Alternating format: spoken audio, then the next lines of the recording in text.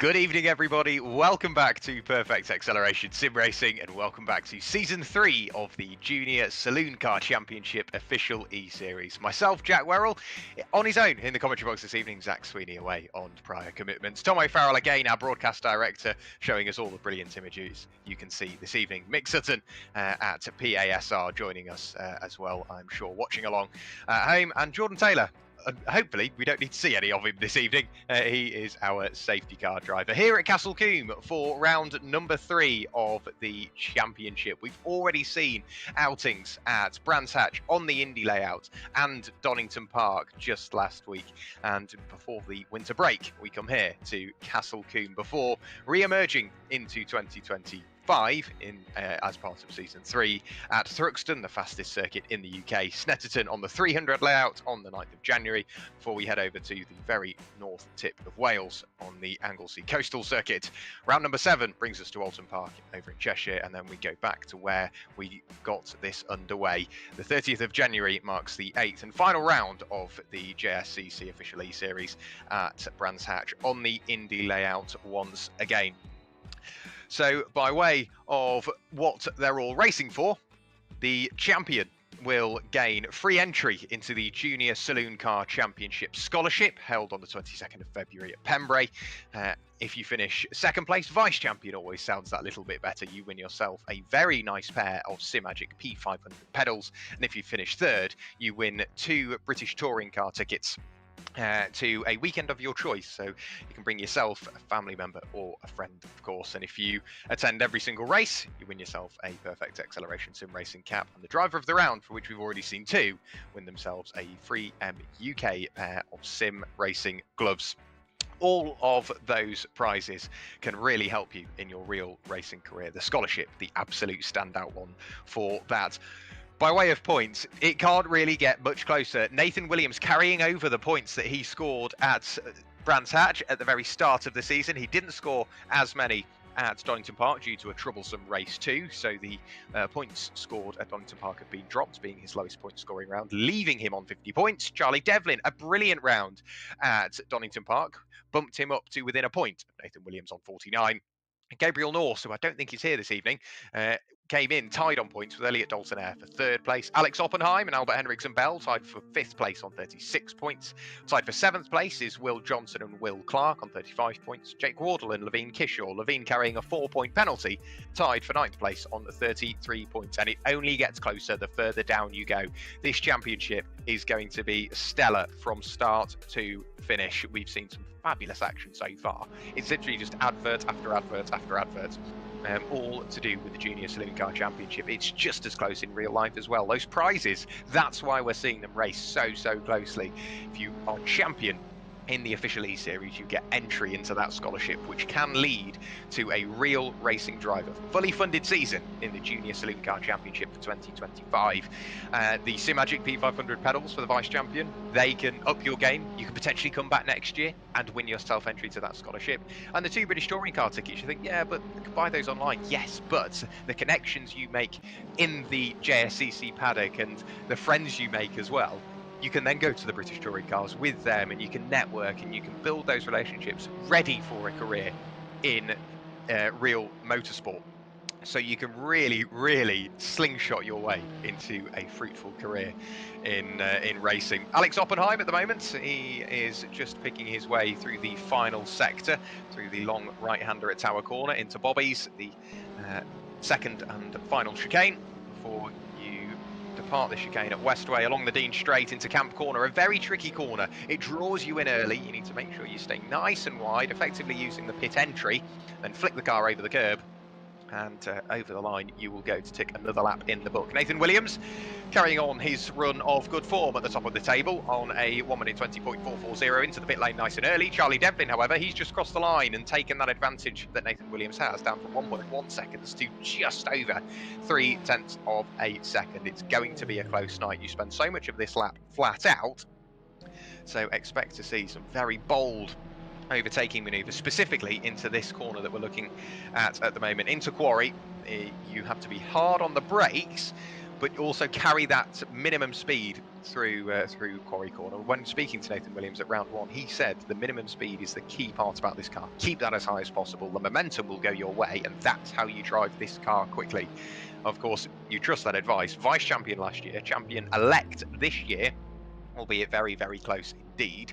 So expect to see yet more performances from Nathan Williams. Elliot Dalton-Eyre, he is currently sat there in 3rd place. Albert Henriksen-Bell in 4th, and Alex Oppenheim with a struggling car towards the latter stages of the lap, which makes you think he has potentially run out of fuel. If you run out of fuel and you cannot get back to the car, or cannot get back to the pit lane in qualifying or either of the 2 races this evening, you have to park your car up on the side of the road. You cannot just bounce your way back to the pit lane unless there's something substantial. You're rolling back onto the circuit, you're stuck on the circuit, anything like that, that can warrant a jump back to the pit lane. But if you simply run out of fuel and you can get your car to safety, leave it there. You can't do anything more than that. Will Clark, a fabulous Sector 1. What does he do at Sector 2 when he breaks the beam? He's got a car just up the road which he is closing in on, so let's see what Will Clark can do. Fabulous Sector 2. This is going to be a good lap from Will Clark. It should put him around about within a second, albeit it would have done if he completed the lap. So over the line we get yet more cars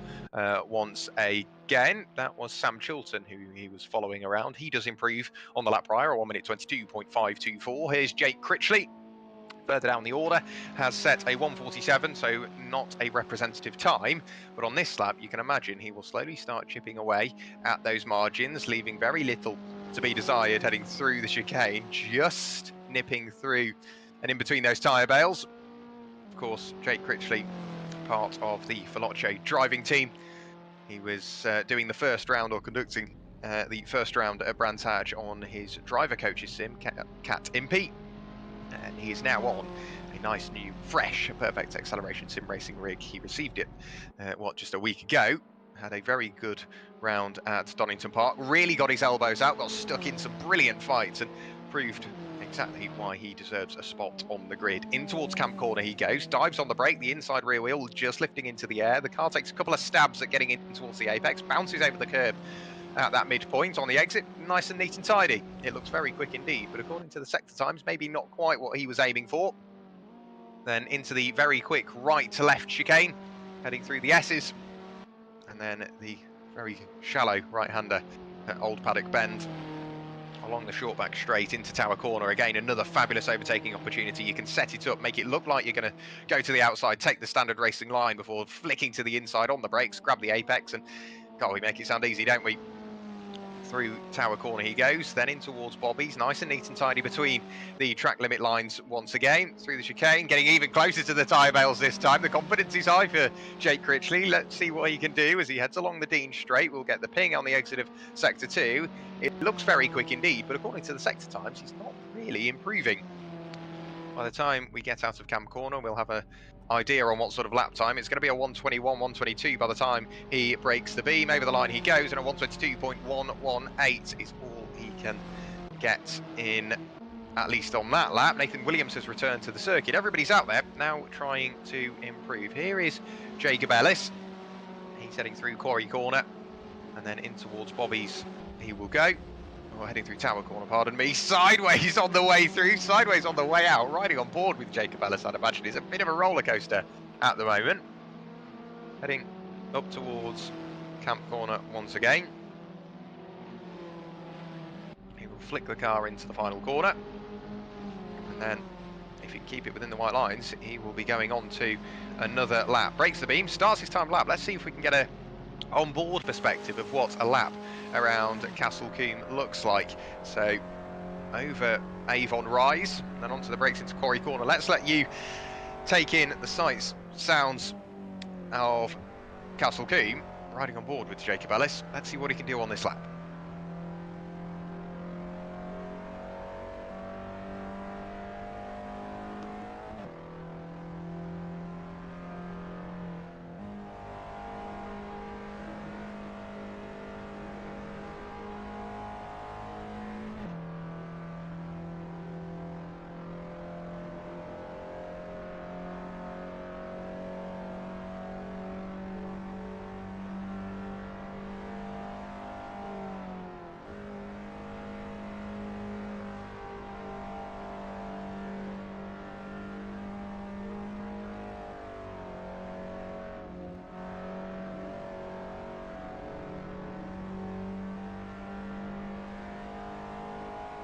very committed there from Jacob Ellis. Through the S's, you could see he was just grazing the brake to bleed off that extra speed, and then flew through the chicane.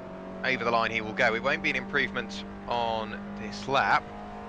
Over the line he will go, and ticks another lap in the book. Nathan Williams at the moment still holding on to that 1 minute 20.440. Into the pit lane he will come. Charlie Devlin is still out there. Everybody is out there, apart from Charlie Kelso, who's surprisingly further down the order than I would expect. Charlie has had some very, very quick sections of the season so far. The pace is well and truly coming. Will Johnson is up on his current sector times. Let's see what he can do on this lap with a 2.3 second or a 2.5 tenth improvement in sector 1.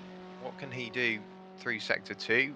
Uses all of the track available to him on the run through tower. Through Bobby, he's very committed. The front dives as they reach the compression over the curbing, and then towards the final corner. Lost a lot of time in that middle sector. I don't think this will be a vast improvement, unfortunately, from Will Johnson. So over the line he will go. No improvement that time by. Sam Chilton is up in sector 1 as well. That seems to be where the time is coming for a lot of drivers, whether the track has rubbered in or they're learning new lines or following somebody very slightly different. It just allows them to extract a bit more time in the latter stages of the session. Nathan Williams is really hounding the cars up the road, trying to pick out exactly who that is as we look around the order. That is Nathan Williams is there, and as we rattle our way around, it is Ben Mattis who is just further up the road. Nathan Williams sees that and realises he's not up on this lap, abandons the lap, pulls over to the right hand side, allowing the faster cars through.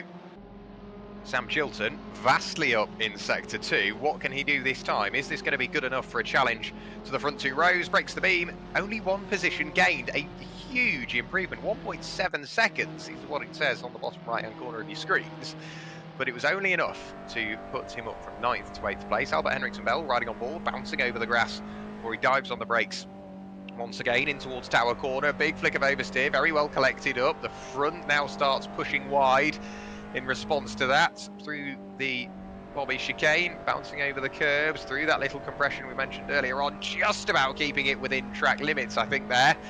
He is starting to close in on that car up the road, but I think that slide has cost Albert just that little bit of time. It may have only been a couple of mile an hour shy of what he knows he can do through there, but it's that couple of mile an hour that makes all the difference. The car up the road goes rattling over the curbs. Albert Henriksen Bell over the line with a 1 minute 21.115. That is a personal improvement, nothing by way of a provisional improvement. Charlie Devlin on the lap prior set an overall fastest sector 3, so he might start to apply a bit more pressure onto Nathan Williams' pole time at the moment. This will be his final opportunity to do so. Albert Henriksen Bell just that little bit further up the road.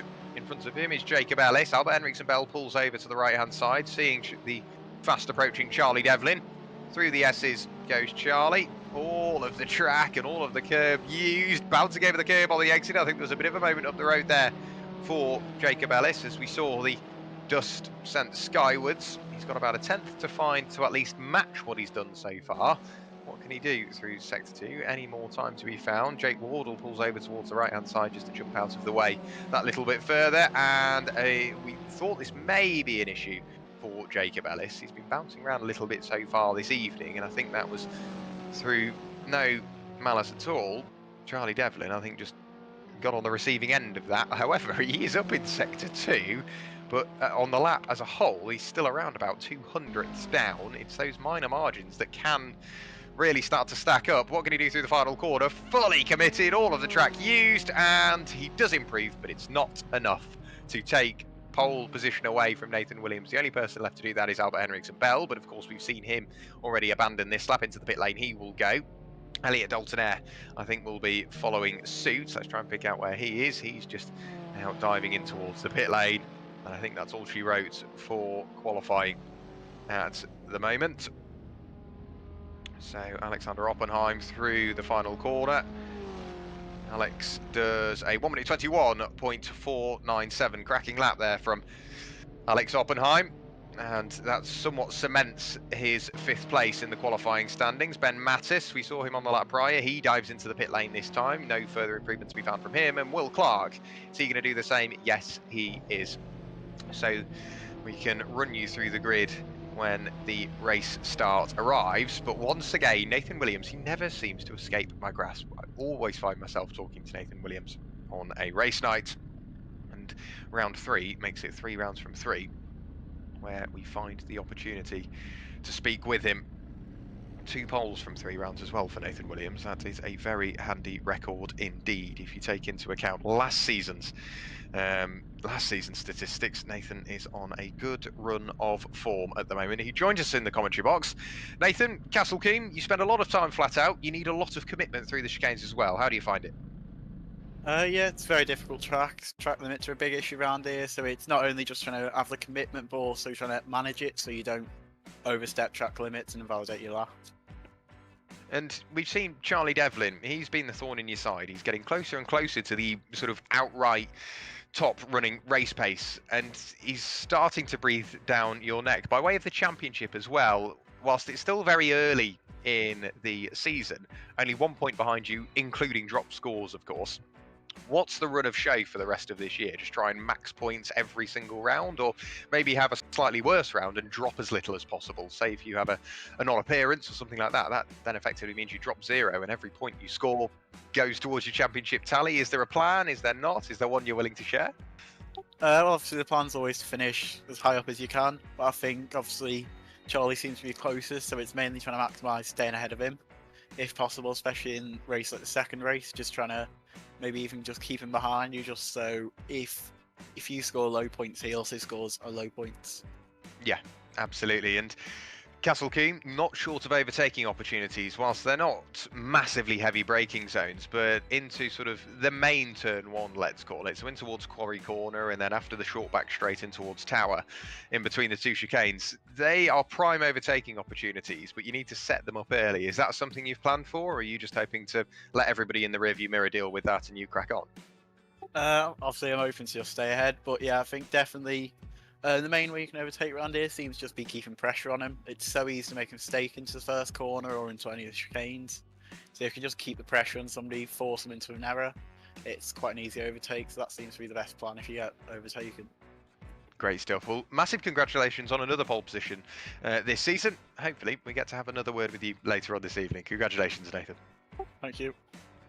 So Nathan Williams there, pole sitter for race number 1 here at Castle Combe.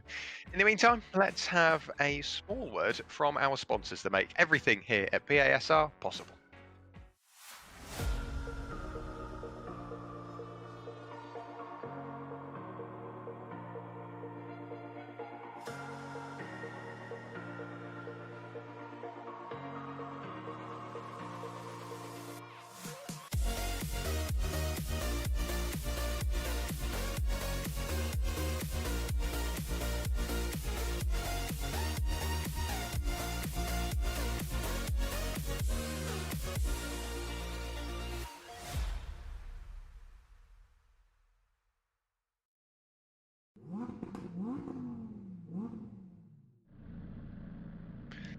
So 3M UK, Mongrip, Monte Carlo, and of course everybody else that supports Perfect Acceleration Sim Racing makes everything possible, and the action you're watching simply wouldn't happen without them. Nathan Williams, you can see there, lining up on pole position, a staggered grid, a very closely compact grid as well. So Nathan Williams lines up on pole position, Charlie Devlin alongside. Albert Henriksen Bell lines up in 3rd place ahead of Elliot Dalton Ayres, followed then by Will Johnson and Alex Oppenheim. Then it's Jake Critchley ahead of Elliot Newbury. On the 5th row of the grid, we've got Sam Chilton and Jake Wardle, followed then by Charlie Kelso and Will Clark.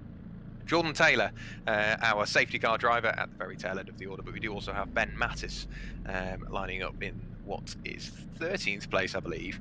And I'm not sure whether Jacob Ellis is going to be starting from... No, there is Jacob Ellis. So the grid is somewhat shuffled around to what I can see on the timing screen, but that will all become apparent in a few moments' time when the timing screen shuffles back around once again. But Nathan Williams on pole, Charlie Devlin alongside. The left-hand side of your screen is correct in the way in which they line up on the live timing, in which I'm looking at. It has shuffled them round very slightly. So what can Nathan do about maximising that inside line in towards turns 1 and 3, effectively. The slight left kink through Avon Rise.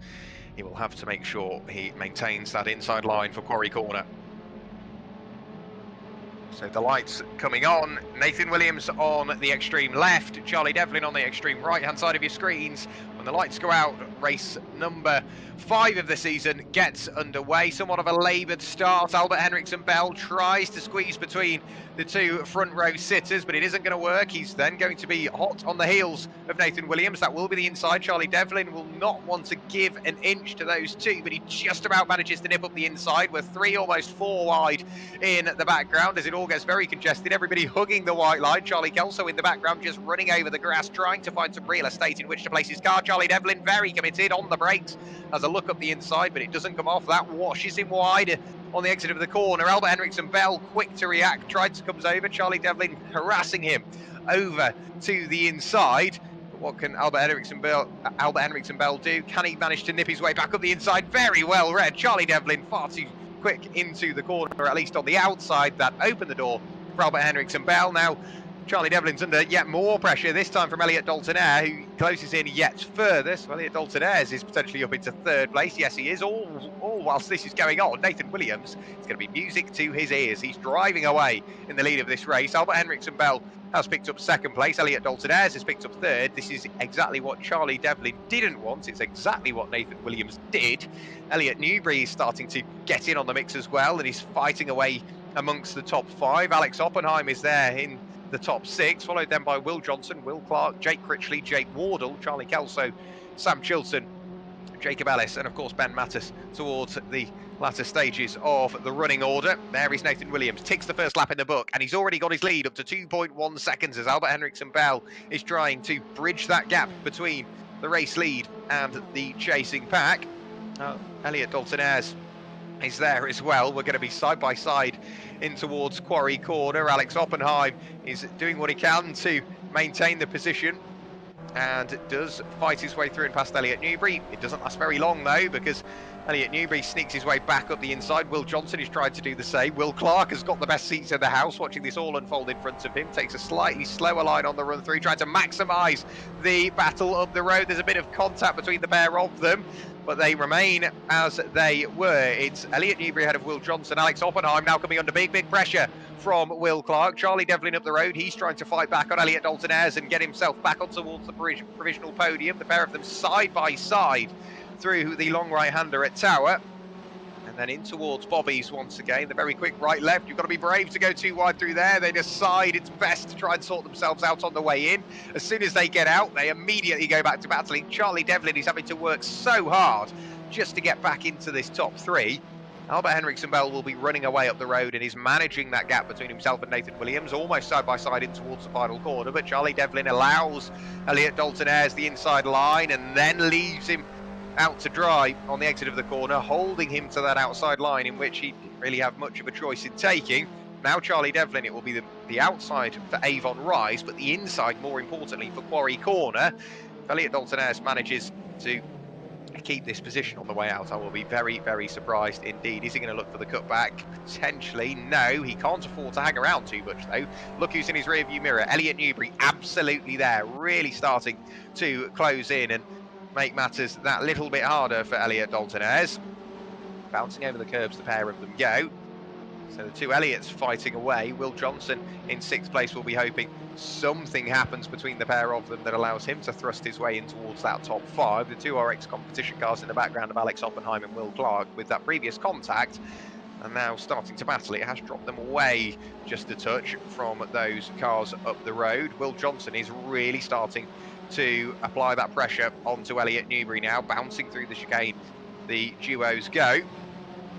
But Will Johnson, he knows where to place his car just to make it hard work for Elliot. He's got to be on his mirrors, and you always try and keep an eye out of that windscreen. The race is never going to happen in your rearview mirror. It's only going to be out of that windscreen. But at the moment, Elliot Newbury's rearview mirror is absolutely packed with Will Johnson, and he's got to figure out what he's going to do about that. With the times continuing to fall, we are now into what, the 121s. It was a slower lap from Charlie Devlin last time through.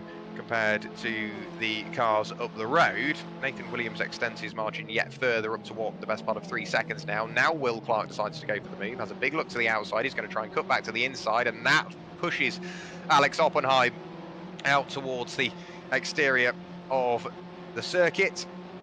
Very well worked move there from Will Clark. He just allowed Alex Oppenheim to lull himself into trying to defend. That cost him a lot of time. Further up the road, Elliot Newbury is fighting away with Elliot Dalton-Ayres. The pair of them just starting to slow each other down once again. The battle we saw between the two Oryx competition cars has been caught by Jake Critchley.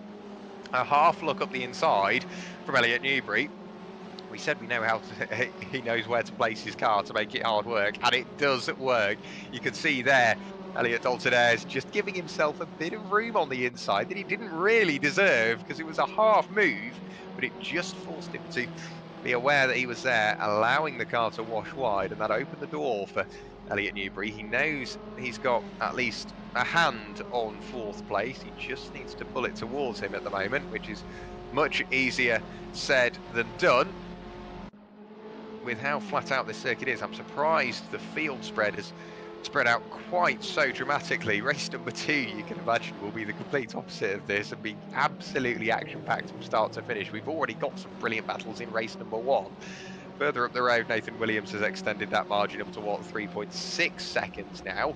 Albert Henriksen Bell there in 2nd place, 1.6 ahead of Charlie Devlin. Charlie Devlin has got Elliot Dalton-Ayres within a second behind him.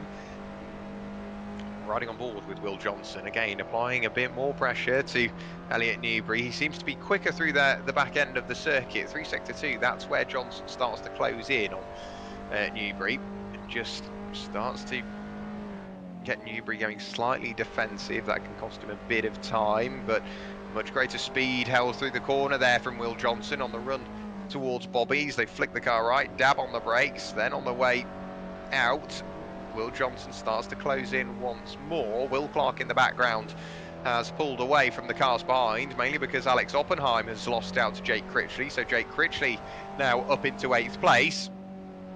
Nathan Williams with the fastest lap of the race last time through, a 1 minute 21.223, a 10th. Slower than that was Albert Henriksen Bell. And then just under a 10th slower than that was Charlie Devlin. So Nathan Williams, well and truly the pace setter in this race number 1 at Castle Combe.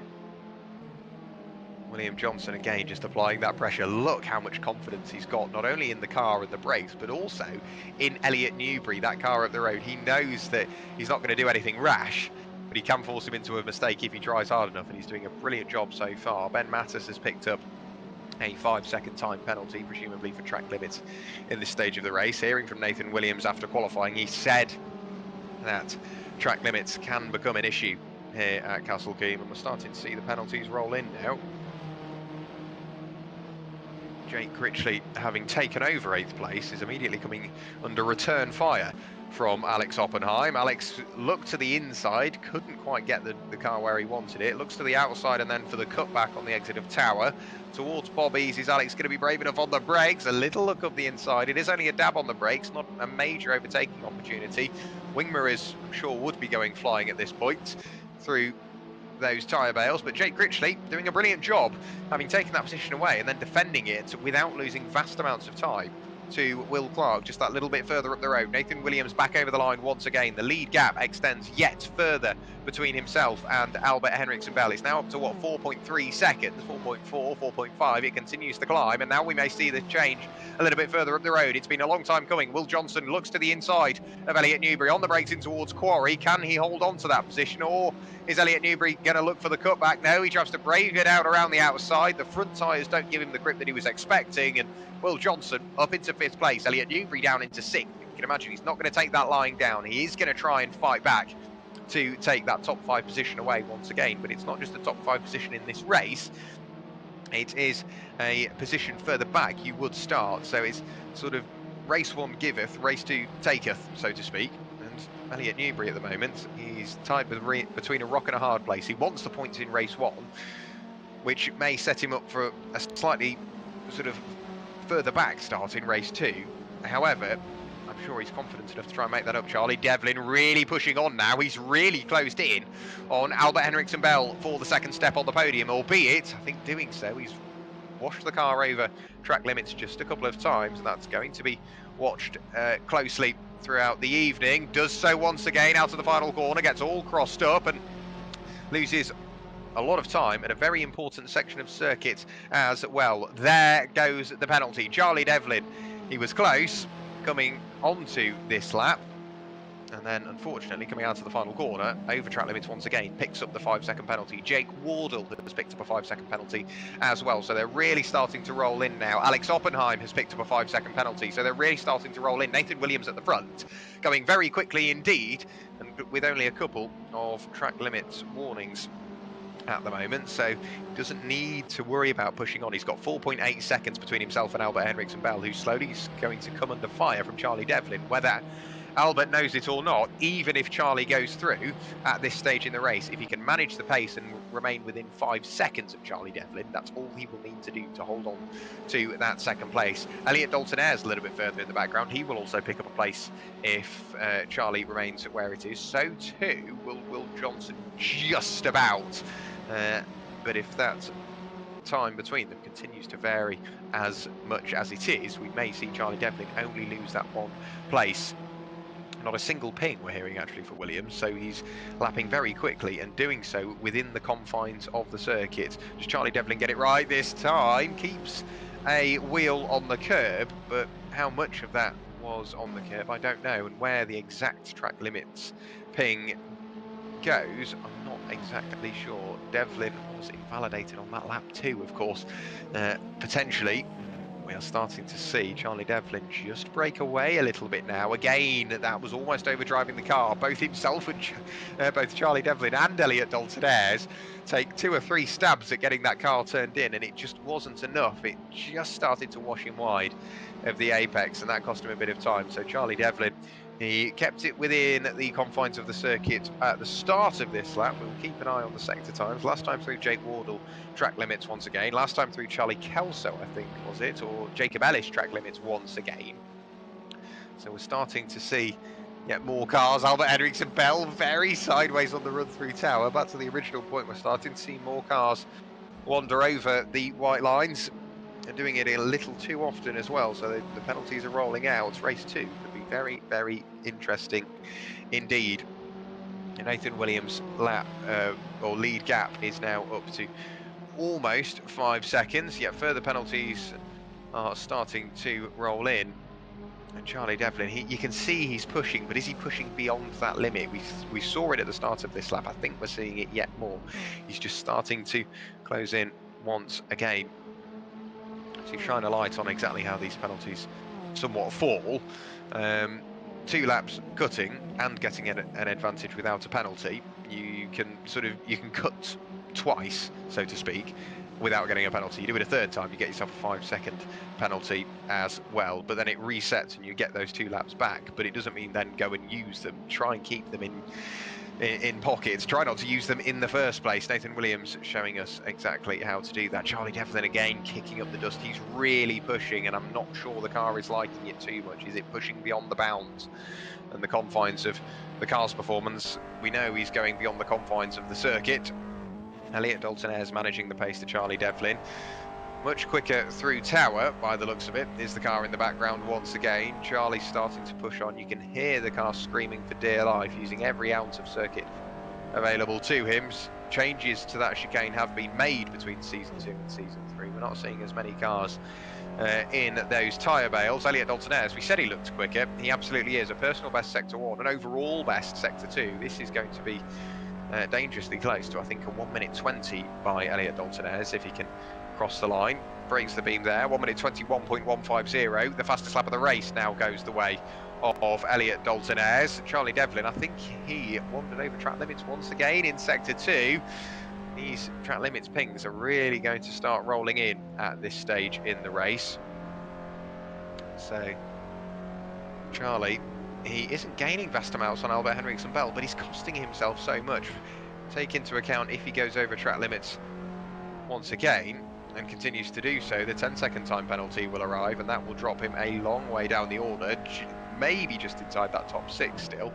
But you can see just how violent the car is being handled. But looking at the split times, he's not going quicker by doing so either. 0.0 off the average that Charlie's been doing, so he's not gaining any time by wandering over track limits. I think, again, it's just that overdriving aspect. Elliot Dalton-Ayres not as quick this lap, has lost a bit of time to Charlie Devlin in the first sector. The clock ticks past 5 minutes to go. Charlie Devlin once again over track limits in sector number 2. Will that roll in another penalty? I'm not exactly sure, but with another red sector in sector 2, Charlie is pushing on, but doing it in the wrong ways at the moment. Elliot Dalton-Ayres, whether he knows it or not, doesn't need to go for this overtake. He can just sit waiting in the wings for that penalty to be applied, and Charlie Devlin will be demoted down to 4th place, albeit we would speak to Charlie Devlin as we interview them in a podium order. Sorry, Charlie, I mentioned it. Very sideways in towards Quarry. And that is a telltale sign that car is being overdriven. Bit of traffic starting to play a part. Charlie Devlin, is he going to get compromised? Very, very slightly. Almost a bit of contact between the pair of them. The blue flag's being waved, and Charlie's desperate to get by. And unfortunately, the gap simply doesn't arrive for him. Going along that back straight, Charlie will want to get through. That is Ben Mattis, that now, I thought he was going to dive out of the way. It almost looked like he went defensive.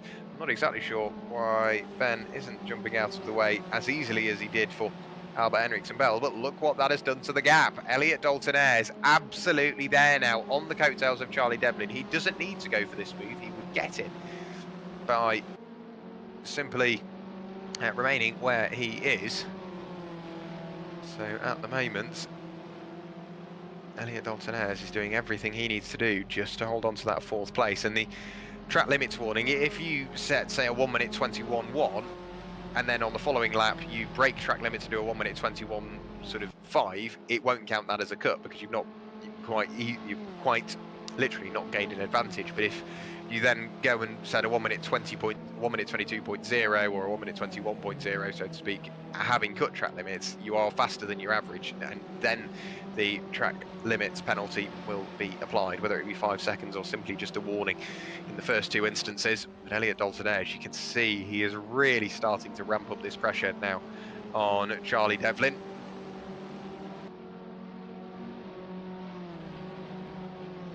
Nathan Williams lead out to 5.3 seconds. The car looks so planted. Look at the minimum speed he holds through there, and keeping it within the confines of the circuit as well. That is very impressive indeed. He really has the catch on this car. He knows exactly where to place it. He knows exactly where the limit is. Charlie Devlin, whilst trying to negotiate the lap's traffic, obviously he's lost quite a lot of time up to Albert Henriksen Bell, 1.5 seconds. Elliot Dalton-Ayres is doing everything he needs to do at this stage in the race. Craig Churdy agrees to that length, that Charlie is driving his race and not trying to drive anybody else's. Here is Alex Oppenheim. We saw him lose out to Jake Critchley quite a number of laps ago. He was fighting away with Oryx Racing teammate, or Oryx competition teammate, Will Clark, but when Jake Critchley got by, Alex Oppenheim hasn't let him get away, and last time through with his personal fastest lap of the race, 1 minute 21.940. Last time through, Nathan Williams, our race leader, took back and reclaimed the fastest lap of the race with a 1 minute 21.054.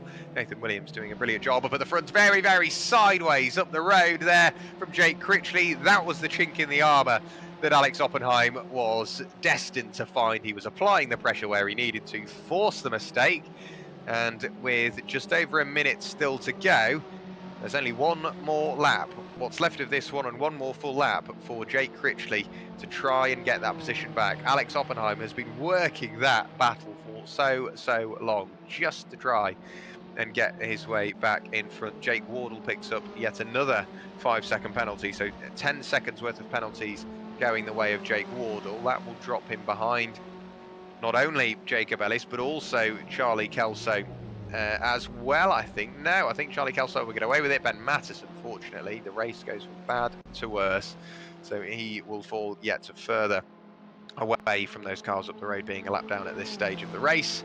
Albert Henriksen-Bell in second place, somewhat secure. There is your race leader, Nathan Williams. Last time through a 1 minute 21.323, still comfortably towards the top end of the time set last time through.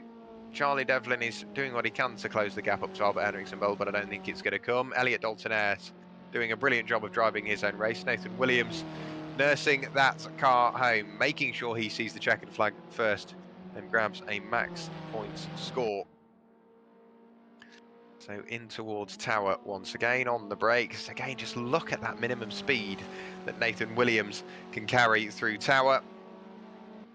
Then in towards Bobby's he will go. The right, the left, the slight right on the exit at Westway, and then along the Dean Straight towards Camp Corner, the final corner here at Castle Combe. Nathan Williams, for the first time this evening, will head through the final corner, see the checkered flag being readied, and Nathan Williams picks up yet another win here in Season 3 of the Junior Saloon Car Championship Official E-Series. Albert Henriksen-Bell comes through the final corner, a cracking haul of points for him to pick up second place. Charlie Devlin on the road finishes third, corrected times dropping to fourth. Elliot Dalton-Ayres crosses the line on the road in fourth, corrected times bump him up to third. Will Johnson finishes in fifth place. Elliot Newbury in sixth. Will Clark coming through the final corner now will pick up seventh place. Alex Oppenheim, having taken this position back just a lap ago at the perfect time in the race, holds off any further aspirations from Jake Critchley. Alex Oppenheim finishes in 8th place, Jake Critchley in 9th. And the fight for the final spot inside the top 10 goes the way of Sam Chilton. Good run from Sam Chilton. Jake Wardle, with 10 seconds of penalties to be applied, will only lose 1 place to Jacob Ellis. So Jake Wardle 11th, Jacob Ellis in 12th place. Charlie Kelso crossing the line now to finish in 13th place, and Ben Mattis will be the final of our finishes. Over the line he will go with a troubled race from him, but what a brilliant drive from Nathan Williams. Albert Henriksen-Bell as well, and Charlie Devlin, if he doesn't know, I fear I may be the one to break the news to him that 5 seconds of penalties will be applied. And third place looks great on the timing sheet, but once the provisional results come back as confirmed, we will see him down into what is fourth place. We will be able to grab a word with our top three. The first man in here, Nathan Williams, our race one winner. Nathan, what can anybody do to stop you? What a cracking run of form you have set yourself on this evening. Pole position by quite a healthy margin. Race one, it just went your way, didn't it? Yeah, I've seen that race went as planned after the first corner. It seemed like Charlie tried to get an overtake and just lost a bit of momentum as they're overtaken, and then from there it's just going to build up the gap and try and not take track limits. And for race number two, what's the plan? Starting towards the back of the grid, but you, like you say, you manage those track limits whilst you were running around on your own. When you're running around in traffic trying to pass those cars around you, you could be 2, 3, 4 wide even round here. Is that something you're going to have to watch slightly closer, or are you going to take the hit? Are you going to take a couple of track limits warnings and then just keep it away from 3 and manage the race to the end? I think obviously you want to use the warnings, yeah, if you have 2, so it'd be silly not to try and use them if it's the difference between a position. But it's quite difficult to manage because track limits are done off your average lap time. So obviously when you're battling with people, that's quite different to when you're just driving around by yourself. So, and obviously there's other cars to contend with, so it's definitely try and manage them, don't use them too early, and then just try and avoid any collisions and keep as clean as possible. Great stuff. Well, we'll look forward to seeing how that is put into practice in race number 2. Nathan Williams, great to chat. Congratulations on a race 1 win. Thank you. Albert Henriksen-Bell, second place, cracking haul of points as well. This is really sort of turned your championship around. You're not on a bad run of form at all. You're currently in 6th place, coming into this evening on 36 points. That's not a bad way to start this evening at all, is it? No, not terrible whatsoever. It was a great race. I was enjoying holding up Charlie for a bit, and yeah, it was great fun. I was going to say, it looked like you were having an absolute hoot because you'd run around on your own, set some personal bests and really start to chip away at that overall time. And then you might get dragged back into the battle, have a good little battle, drive away again. It really was a race of 2 halves. You were either on your own or in a battle. There was no real middle ground, was there? It was great fun, yeah. It was somewhat relaxing little stressful, but not too bad. It was good. And more of the same in race 2. Hopefully. Great stuff. Congrats, Albert Hendricks and Bell. P2 in race number 1 of the evening. And Charlie Devlin, uh, if you're not aware, I hate to be the one to break the news. 5 seconds worth of penalties heading your way in the provisional results, of course. So whilst that at the moment looks like it may drop you out to the podium place, you've more than shown you've got the pace and you've got enough about you to really apply that pressure onto the cars up the road. So you're sort of just going to take that as it comes and do what you can to score max points in race 2.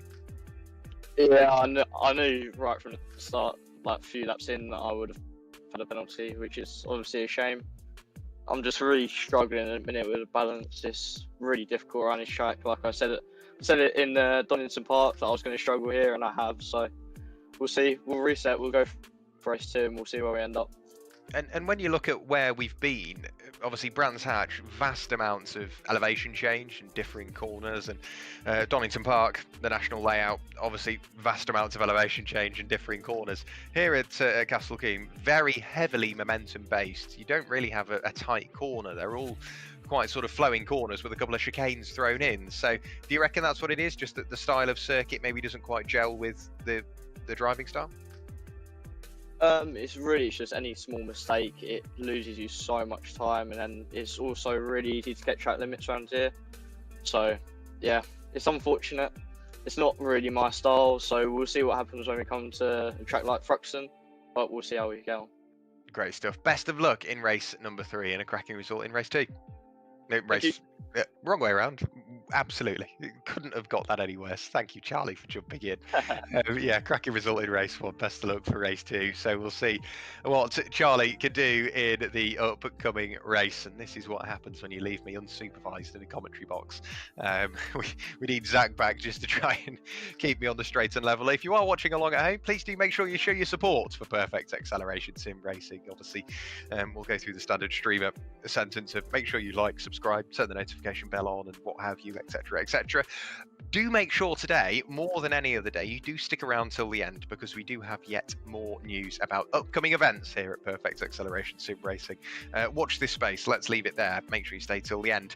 So race 2 is going to be underway very, very shortly. The reverse grid will work its way on to the start finish straight. Hopefully we don't see Jordan Taylor this evening, and he can remain in the confines of the pit lane. Of course, massive thank you to Jordan for giving up his evenings to make sure that should we need a safety car, he is available. Ben Mattis will line up on pole position with Charlie Kelso alongside, followed then by Jacob Ellis and Jake Wardle. Sam Chilton lines up alongside Jake Critchley. Then it's Alex Oppenheim, Will Clark, Elliot Newbury, Will Johnson, Elliot Dalton Ayres, Charlie Devlin, Albert Hendrickson Bell, and Nathan Williams. If we couldn't have timed it better, race number 2 of this evening gets underway. It's again a fairly laboured start. A good start further back. Is that Elliot Dalton Ayres that's had a good start? I think it is. So too have a number of the Oryx competition cars. Charlie Kelso, cracking start, 4 wide in the background. Jake Wardle is trying to find some space for himself in the middle section of the circuit. Made some unneeded contact with Ben Mattis. Ben Mattis comes away the victim in that one, and again Jake Wardle struggling to keep the car pointing in the correct direction, cuts across the circuit, and I'm afraid that was only going to go one way. Nathan Williams is collected up in that one and gets back going once again. A couple of other cars got fired towards the barrier. They're still recovering in the background, and that was an accident that didn't need to happen, I'm afraid. Charlie Devlin, where has he got up to? He's up into 7th place, 3 places ahead of Nathan Williams. Charlie Kelso in the lead of the race, half a second clear of Will Clark. We saw a brilliant race from Will Clark at Donington Park. Let's see what he can do here this evening. Sam Chilton, again, he's under big, big pressure this time from Will Johnson. We know what Will can do. We saw his attacking prospects in race number 1. Elliot Dalton Ayres will continue to apply that pressure. Nathan Williams not wasting any time in carving his way through the order and is already through and past Alex Oppenheim. He will set his sights on getting back onto the circuit and then reassess the situation and chase down Elliot Newbury. Charlie Kelso coming under pressure for the lead of the race. Will Clark having a look to the inside. The door doesn't open. Keep an eye on Will Johnson as well, who gets very sideways on the run through the final corner. That kills his momentum. Elliot Dalton Ayres slows down, I think, in sort of complacency, trying to not make any contact. The big winner out of all of that, Albert Hendrickson Bell. What a move through the order he has had, starting on the very last row of the grid. He's right the way up into 4th place. This race has gone his way. Big moment, unfortunately. Albert Henriksen Bell is caught up in that one. Will Johnson on the brakes, loops the car around. Completely innocent is Henriksen Bell, fired into the wall. Quarry, and that's 2 incidents out of 2 laps that didn't need to happen. Nathan Williams, however, again, now the big winner out of that one, cuts in front of Charlie Devlin. Up into the top 6 he will go, bouncing over the curbs once again and bouncing over the track limits. He's really going to have to be careful of that and make sure he doesn't pick up that 5-second time penalty. Charlie Kelso remains on the front of the order, remains in the lead of the race, then ahead of Will Clark. It's getting quite close in the background. There is Elliot Dalton-Ayres. He's applying pressure on to Sam Chilton. Nathan Williams is trying to get past Elliot Newbury.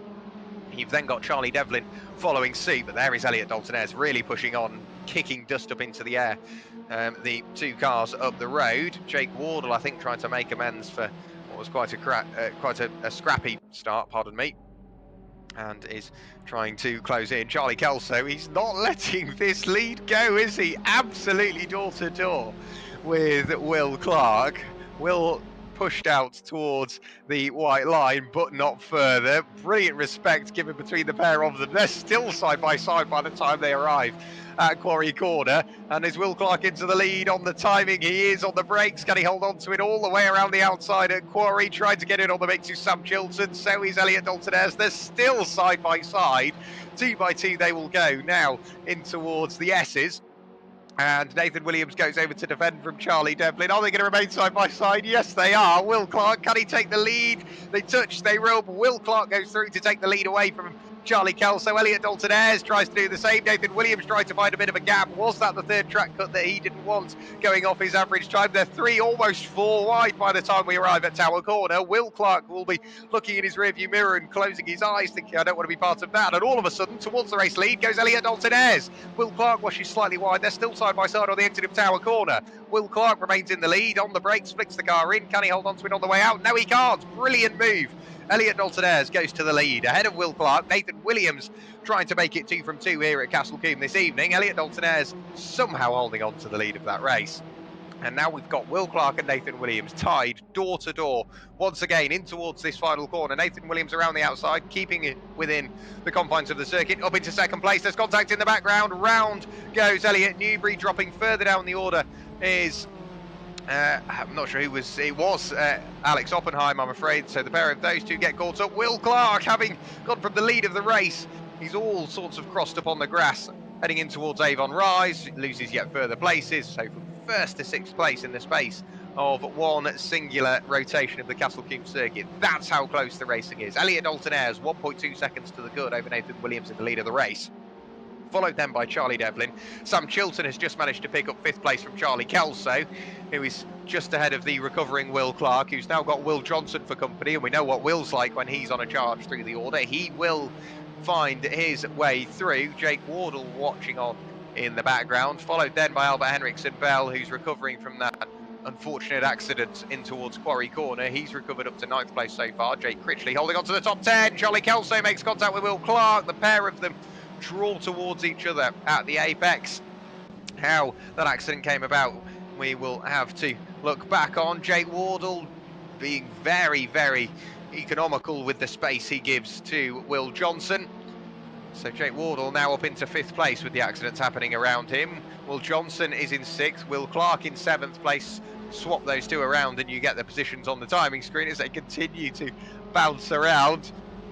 So Elliot Dalton-Ayres holds on to the lead, 1.3 seconds ahead of Nathan Williams. Then Charlie Devlin and Albert Henriksen Bell gets elbowed out once again. This race just isn't going his way. It looked so good. He was looking good for 3rd place and it all fell apart. We've still got, we don't really know where to look in this race. How Tom O'Farrell, our broadcast director, is doing this, I will never know. Jake Wardle has picked up a 5-second time penalty. Jacob Ellis has picked up a 5-second time penalty. So the order will still change come the end of the night, as you would expect. With 13.5 minutes of this race still to go, we're nowhere near finished. Albert Henriksen Bell fighting his way through the chicane with Jake Critchley. Charlie Kelso trying to make the most of it and goes bouncing between the pair of them, and I think with a bit of contact manages to muscle his way alongside Jake Critchley. Jake is fighting back and the pair of them will try and remain in front of all of the cars around them. I'm just trying to pick out exactly who we've got here. Jacob Ellis is getting involved. There is Will Clark now pushing Jake Wardle through Tower.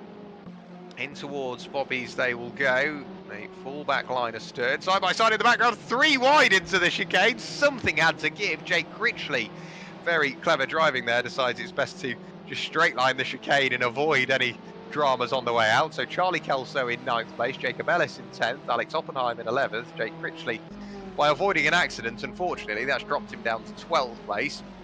Elliot Dalton-Ayres at the front of the field doing a 1 minute 20.943 just a couple of laps ago. That was and remains the fastest lap of the race, ahead of Nathan Williams. However, going off the previous laps, Nathan Williams reeled that lead gap in by 0.2 of a second. 12.5 minutes to go now. Nathan Williams, he's going to have to keep these quick, consistent laps coming in. Charlie Kelso locking the inside rear on the run in towards Quarry Corner.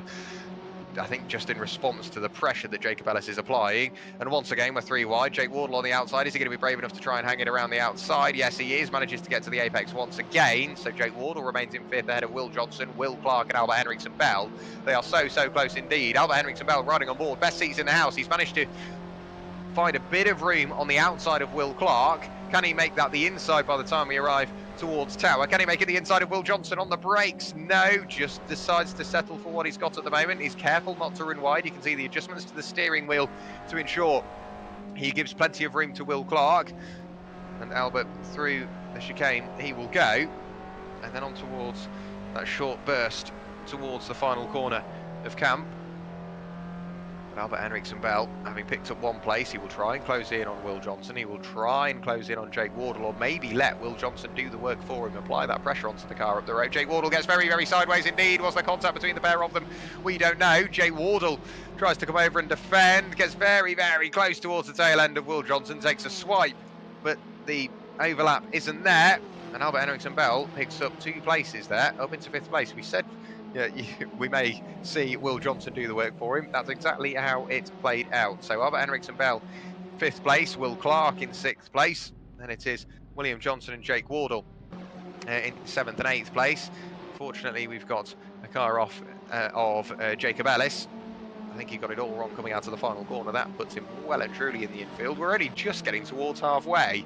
The lead margin remains very similar to what we've seen. If anything, last time through, Elliot Dalton-Ayres has extended that lead margin by 1.5 of a second. So really bringing it to Nathan Williams. What has Nathan got to do to make it a clean sweep? What has he got to do to win 2 from 2? It's getting very difficult indeed. Ben Mattis has picked up a 5-second penalty as well. So yeah, further penalties being applied.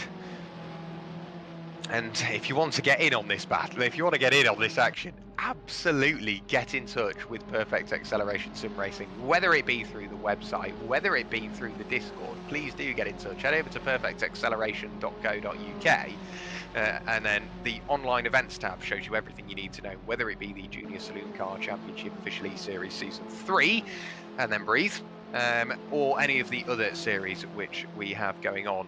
Obviously, we mentioned we've got a good event on the way, so please do make sure you get in touch if you want to get involved. We still have drives available for you to get involved. Alex Oppenheim, brave on the brakes, dives up the inside of Charlie Kelso. Brilliant move there from Alex Oppenheim. He's starting to close in on those cars up the road now. Jake Wardle with another 5-second penalty. That's rather suspect. What happened to Will Johnson? Did he get collected by Jake Wardle heading into the chicane and just elbow him in towards the tyre bale and slow Will Johnson down quite substantially? That will be looked at, I am sure, come the end of this evening. I don't know whether Will was just trying to, I think, keep that gap between himself and Jake Wardle as close as possible and just lulled himself in towards that tyre bale. So Jake continues on further up the road, a car running slightly wide. That was Will Clark further up the road that was pushing on a little bit too much and found the other side of the white line. So Elliot Dalton-Ayres' lead has come now down within a second. Nathan Williams is closing in. Charlie Devlin in 3rd place is hoping that nobody catches him, because at the moment it will be 2 of them. It will be Sam Chilton and Albert Henriksen Bell really starting to close in. Those 2 are fighting tooth and nail. Will Clark, don't rule him out. Jake Wardle really isn't too far away, so he could still be on for a top 6 here at Castle Combe. Alex Oppenheim, he's trying to keep this aspect of the race as clean as possible, and it is starting to pay dividend up into 8th place. Charlie Kelso in 9th, having lost out to Alex just a couple of laps ago. Will Johnson, with that small mistake, has dropped him down into 10th place, followed then by Elliot Newbury, Jake Critchley, Jacob Ellis and Ben Mattis towards the tail end of the order. But Albert Henriksen Bell, he's the man to watch at the moment, isn't he? Really starting to close in. Charlie Devlin has picked up a 5-second penalty. He could effectively pick up another 5 and still be safe. What can Albert do on the running towards Tower? He's not close enough this time. On the brakes, and will sort of reset, reassess, and then go for that overtake short in just a couple of corners time. We know Albert's got the pace. It was a good result in race number 1. They'll be hoping for more of the same in race number 2. And a bit of a look to the inside there. I think there's a small amount of rubber banding that just brought those two together, and all of a sudden, with Albert Henriksen Bell, I think, trying to adjust for that, that has cost him a little bit of time and put him back into the clutches of Will Clark. That's not what he would have wanted. Sam Chilton just starting to, I think, compromise Albert Henriksen Bell a small amount at this stage. So by way of the championship, if we were to sort of draw a line under it now, not taking into account this race, Nathan Williams would leave on 93 points and extend the margin in the lead of the championship from 1 point right the way up to, what, 8 points. Alex Oppenheim, with a vast jump up the order, would find himself in 3rd place, but we've still got points to take into account for this race. Albert Henriksen Bell, the meat in the sandwich at this point. Sam Chilton up the road, Will Clark just behind. It really is starting to close in between these three now, and if they continue to battle, Jake Wardle and Alex Oppenheim aren't too far away. Alex Oppenheim has vastly closed in on Jake Wardle. He is on a mission, isn't he, Alex, after the shortcomings in the early stages of this race. He is fighting his way back through the order. Will Clark has picked up a 5-second penalty for track limits once again. So Albert Henriksen Bell doesn't really need to worry about that car in his rearview mirror, but he does need to try and get through and past Sam Chilton through the final corner. That trio goes absolutely together. What is going to happen in towards turn number 3 at Quarry Corner, and in what order will they arrive and what order will they leave? So there is Albert Henriksen Bell.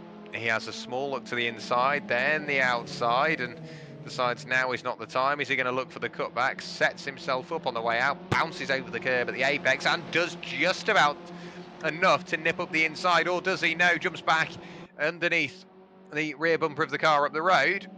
More importantly, Will Clark is still there or thereabouts to get this position. Whilst it may be a position on track and not on corrected times, it is just proving to those cars already that you do have the pace and the cunning to work your way around. Nathan Williams has picked up a 5-second penalty from 2nd place on the road. That doesn't just make it harder for him to hold on to that race lead, should he get there, but also Charlie Devlin with a 5-second penalty. Those two, if they come together, the position on track will be a position overall once those 5-second penalties have been applied between them. So Elliot Dalton-Ayres is in the prime spot to win this race. He's got the best part of 20 seconds back to Sam Chilton, and that will effectively be 10. I've got a feeling, actually, Nathan Williams, having crossed the line, that may have been the right side of his average lap time. So he may have just got away with that one. Nathan Williams, yeah, I think he's got away without a 5-second time penalty. The average lap time may have just helped him there. So actually, no, Williams does have that 5-second time penalty. Apologies, Charlie Devlin. We mentioned that it would be a battle on circuit. Unfortunately, it's not going to be that way, as Charlie Devlin has picked up yet another 5-second time penalty. So Charlie Devlin on a 10-second penalty, Nathan Williams on a 5. Elliot Dalton-Ayres still favourite to win this race. Nathan Williams doesn't just need to surpass Elliot in the lead of the race, he needs to pull 5 seconds up the road. Back to Albert Henriksen Bell. He's still fighting away with Sam Chilton. He's still fighting away with Will Clark. And we said the cars in the background will get closer. Alex Oppenheim has worked his way through and past Jake Wardle. So too has Will Johnson. Albert Henriksen Bell now starting to run out of a bit of patience. He wants to get this move done. Really starting to turn up the wick in the closing stages of this race, and he will see Will Clark is there. He will see Alex Oppenheim has unlocked such pace in this race, and he's trying to carve his way in towards that top 5. Will Johnson trying to do much the same. Jake Wardle just trying to, I think, minimise the damage caused in this race. So Elliot Dalton-Eyre up in the lead of the race is holding on to exactly what he needs to do. Just looking at the lead gap, that's remaining somewhat where it is. Albert Henriksen Bell now dives out, very aggressive, looks to the inside, then the outside, then the inside once again. What can he do? On the brakes, dives to the outside. Is he going to get the overlap? No, he's so sideways on the way in. There's contact between himself and Sam Chilton. Everything swings the way of Will Clark. Everything swings the way of Alex Oppenheim. Look at him on the inside. He's trying to carve his way up the inside of all 3 of them, and potentially up in towards the top 4. Brilliant move from Alex Oppenheim. There's contact in the background for the second time this evening. William Johnson finds the tyre bale on the inside of the S's. Jake Wardle comes flying in and manages to pick up a place on Will Clark. But Alex Oppenheim, what a move from him. 3 places gained in the space of 1 corner. Make that 4 places gained in the space of 1 corner. Brilliant work from him, and that will go his way. Albert Henriksen Bell will be thinking, well, I've done all of that. I know exactly where I was. I'm now just following a different car. Sam Chilton doesn't have time to breathe, as he now has Jake Wardle for company. But Will Johnson, such a shame. I think that was just 3 into 1. Simply wouldn't go. So, looking at Alex Oppenheim at the moment in 4th place. Is he safe of Albert Henriksen Bell? Potentially not. We've got a minute and a half to go. There is the battle for the race lead. Nathan Williams and Elliot Dalton-Eyre starting to get closer. So too is Charlie Devlin. Of course, Charlie Devlin, driver of the round last time out. Alex Oppenheim, driver of the round first time out. We've still got to decide, who do you think at home should be a deserving winner of the driver of the round here at Castle Combe? Do let us know if you've got an idea on who you think should be worthy of that title and has the bragging rights, not only for a week, as you'd usually see, the bragging rights of being driver of the round heading into the Christmas break, and with a 2 or 3 week gap, they will hold on to that for that little bit longer. Jake Critchley has picked up a 5-second time penalty. Very, very overconfident through the final corner goes Charlie Devlin. Elliot Dalton-Eyre heads on to the final lap of the race. A brilliant night for him so far. He was very sensible, very measured and collected in race number 1. Race 2, he has controlled the pace from the front. Nathan Williams is throwing everything at this. And don't forget, Elliot might be completely unaware that Nathan has got a time penalty, so he is fighting for the win here. He is potentially, like I say, unaware that 5 seconds will be added to Nathan Williams' post-race time.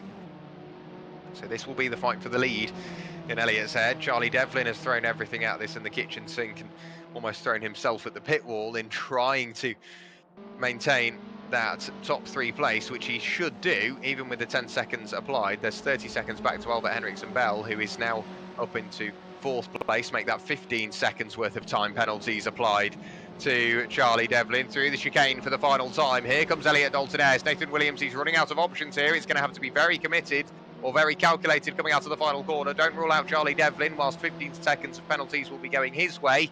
He may not know that as of yet. Here comes Elliot Dalton-Eyre through the final corner. Race number 2 of the evening goes the way of Elliot Dalton-Eyre. A brilliant, brilliant race from him. Such confidence throughout this evening. A deserving winner of the race. Charlie Devlin beat Nathan Williams to the line, albeit 15 seconds should be applied come the end of the race, but 200s between them. Jake Wardle involved in an incident once again, I'm afraid, so his night goes from bad to worse. Albert Henriksen Bell, oh, what could have been with the incidents we've seen him caught up in.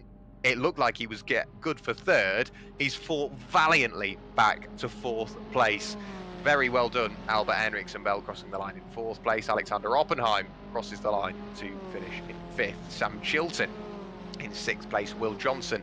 In 7th, ahead of Elliot Newbury and Jake Critchley. Here come Charlie Kelso, hounded to the line by Jake Wardle, who finishes just outside the top 10. Will Clark in 12th place, and it will be Ben Mattis and Jacob Ellis, the final of your 2 finishes. There is Ben Mattis just heading through Tower Corner now. But Alex Oppenheim gets move of the race. That has to be for sure. What a brilliant run he got heading into Quarry Corner on the very final stages of this race, picking up 4 places in the space of 1 corner. That was very well calculated, but I have to say, standout from this race for me is Elliot Dalton-Ayres. What a brilliant race he managed to pull together. We've got the top 3 in, so we'll go in reverse order of how they finished on the circuit, irrespective of time penalties yet to be applied. So Nathan Williams on the road, 3rd place. There was a couple of scrappy moments sort of through the race, through some faults and no faults and everything in between of everybody around you, so to speak, including yourself. It was sort of wrong place, wrong time at exactly the wrong points. What was that race like from your perspective? Busy, I'd imagine? Yeah, it's a very busy race. Obviously, the start, trying to pave your way, get my way through the field was quite hectic. I had an incident at turn 1, which I managed to recover from. And then obviously I got to 2nd, just behind Elliot. Obviously managed to catch him at the end of the race, but he put up quite a good defence. And then obviously we ended up very close towards the end. Yeah, brilliant performance, I have to say, Nathan. You could see that gap was coming down, and another couple of laps, and it may have swung your way. But unfortunately, 3rd place on the road. I think you will be promoted back up into 2nd place once penalties have been applied. Anything to take into account for the winter break? Are you going to work on anything specific, or is it just a case of seat time, making sure you stay fresh and ready for the return of the of season 3 of the JSCC? And talk us through your Christmas plans. Anything specific going on? Not really much going on over Christmas. So time to really practice this. I think the starts is something I need to practice. I had 2 quite bad starts, just not either first race not having enough revs, second race having too many revs.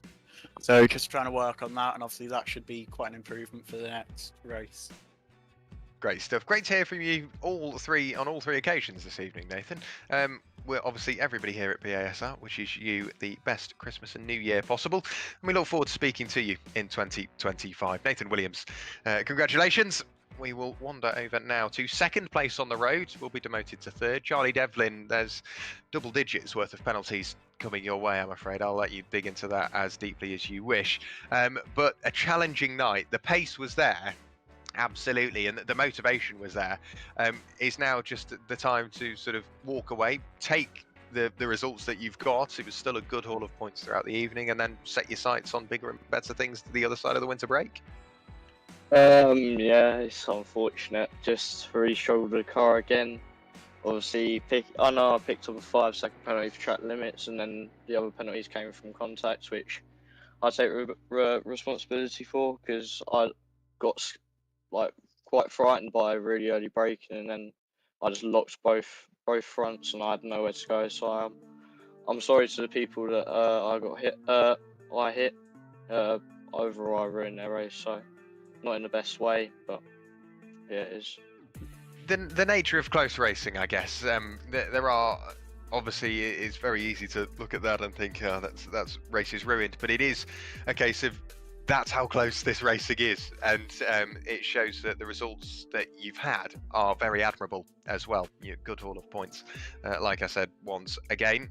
Again, Christmas plans, anything specific going on? Is it a case of maybe doing a winter series karting, or is it just a case of piling hours into the sim and see where that leaves you? I'll do a bit of both, actually. I'll do a bit of karting, I'll do a bit of sim racing, but I think over Christmas it's going to go into sim racing, to be honest, because I know there's stuff that needs to be improved if I want to win the championship overall. Great stuff, great to hear. Enjoy the time on the simulator, and again, a very enjoyable Christmas and New Year to yourself and everybody around you that supports you as well. Congratulations, Charlie. Thank you. And not only our Race 2 winner, but our driver of the round, the driver that will get his hands on a pair of 3M UK Sim Racing gloves, Elliot Dalton-Ayres. What a drive that was in race number 2. Race 1, very calculated, very calm, collected, a very mature drive from yourself. And race 2, wow, you unlocked that pace and managed it till the end, even defending from vice champion of season 2, Nathan Williams. Very, very impressed. Congratulations. Yeah, thank you. I mean, my heart rate is quite high right now. I was getting a bit scared towards the end because obviously I'm looking in my mirrors, I'm looking at the lap times, and I can see them both coming. But I knew that I'm pretty sure that me and Nathan had the exact same lap time, so I knew I had the pace to hold it. But then after that, it was just churning out quality laps, just trying to manage that gap. And then by the last couple of laps, it was just defending for all my will. And is this now exactly what you wanted into the winter break? Because you're leaving on a high. You've got a win to your name. You've got a massive haul of points. This is surely the best position to be in, because now you can put that time in. Everybody knows you've got that pace now, and you can unlock it absolutely when you need to. So going into sort of next year and the 4th round of the championship, surely this is a high. This is the best way to attack next year. Yeah, definitely. I mean, to be honest, I'm still trying to get to grasp with this car. I mean, it's very unpredictable for me, and I like a car that's very robotic. It does the same thing every lap you go around. But yeah, it's just getting used to this car, getting that setup right, and just putting in the hours to get quick. Great stuff. Well, a massive congratulations to yourself, Elliot. We wish you a very Merry Christmas and a Happy New Year, of course. Is there anything going on? Yeah, on the 28th of December, the 28th, 29th, I'm doing a winter series down at Teesside. So first time in seniors, so it'll be good fun. Great stuff. Well, best of luck for that. Teesside is a stellar circuit. I've only ever driven it in the wet, and I think that's because it is only ever wet. There's no in between, but you never know. This time of year, you might end up with some ice. So, all the best for that one. We'll look forward to talking about how that goes into the new year. But a massive congratulations once again, Elliot, and we'll look forward to seeing you next year. Thank you, Jack. Great stuff. Congratulations, Elliot. Great to hear from him. In the meantime, we told you to stick around, and that wasn't for no reason. In between now and the new year, the 29th of December from 7 p.m. GMT, you can race the iconic Legends Ford around the legendary Brands Hatch Indy Circuit, all for an amazing cause. This is a special one-off charity event that supports the MNDA, the Motor Neurone Disease Association. So every lap you race helps make a difference. All you need is Assetto Corsa, the Ultimate Edition on your PC, and a stable internet connection.